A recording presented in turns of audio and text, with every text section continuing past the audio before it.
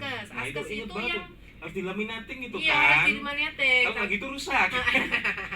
Kartunya memang kartu kertas dan memang sudah dilaminating juga dari kami Iya, gitu. Kartu. itu. Dan kalau untuk kartu Askes dulu, kartu kuning gitu Iya, ya. kartu kuning, betul. Kartu kuning itu dulu hanya khusus bagi pensiunan, TNI Polri, PNS dan PNS yang aktif saja.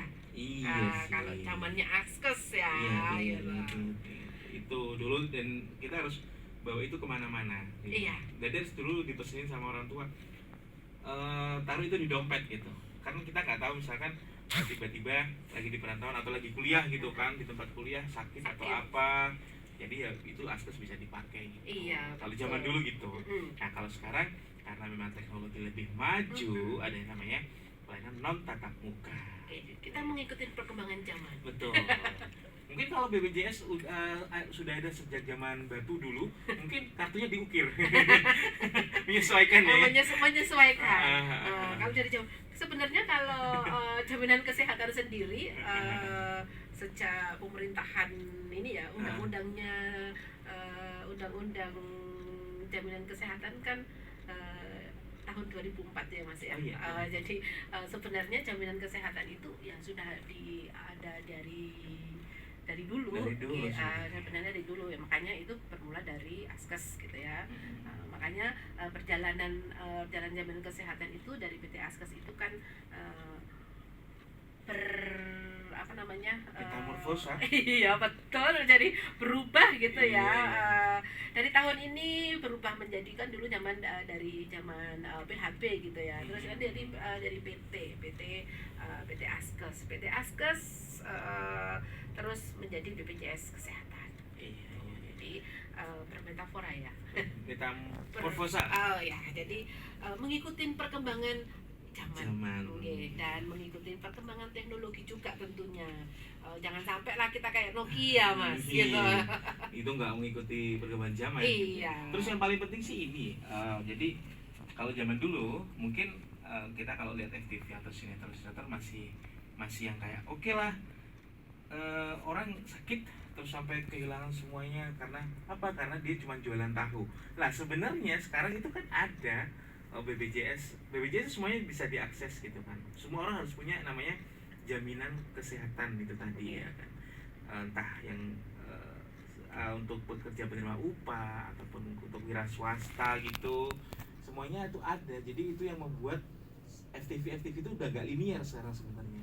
Sakit sampai harus ngejual ini apa segala macam. Betul. Gitu. Jadi sebelum era JKN itu memang terjadi Mas. Iya, makanya sebelum itu. JKN itu era terjadi gitu. Karena apa? Karena jaminan sosial dulu sebelum era JKN itu yang ditanggung itu hanya asuransi swasta bagi yang punya duit gitu ya. Dan PNS dan pensiunan PNS dan TNI Polri sama dulu ada ingat namanya Jamkesmas gitu ya. Iya. Ya, Jamkesmas bagi yang masyarakat miskin. Nah, miskin saja gitu. Dengan era JKN, makanya dengan adanya JKN ini kenapa diwajibkan bagi seluruh rakyat Indonesia. Makanya dengan diwajibkan inilah sesuai dengan perkembangan regulasi wajib berarti ada sanksi, gitu ya. Makanya kenapa sekarang kalau misalkan Mas Aris atau Sobat JKN mendengarkan, oh sekarang itu ngurus apa-apa harus ada kartu JKN aktif. Kalau enggak diproses. Nah gitu ya. Karena itu sudah ada ketentuannya, udah aturannya yang dibuat dari tahun ada di PP 86, mungkin nanti Sobat JKN monggo dikulik di PP 86 tahun 2013. Di situ sudah ditentukan bagi sanksi administrasi bagi masyarakat dan badan yang tidak menjamin atau tidak mempunyai JKN.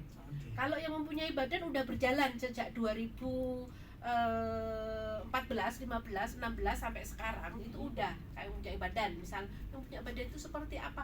Kayak misalkan punya PT, punya CV. Itu sudah ada. Sudah. Kalau misalkan CV atau punya PT itu tidak mendaftarkan itu juga diri dan karyawannya sebagai peserta JKN, itu ada sanksinya.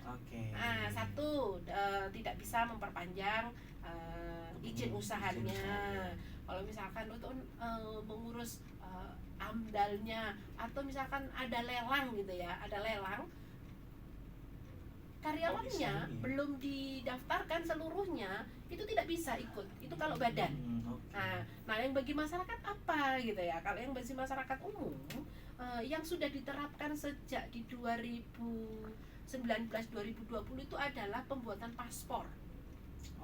Pembuatan paspor, apalagi kalau mau umroh atau haji, itu harus ada. Terus kemarin di 2020 itu adalah pembelian akte tanah.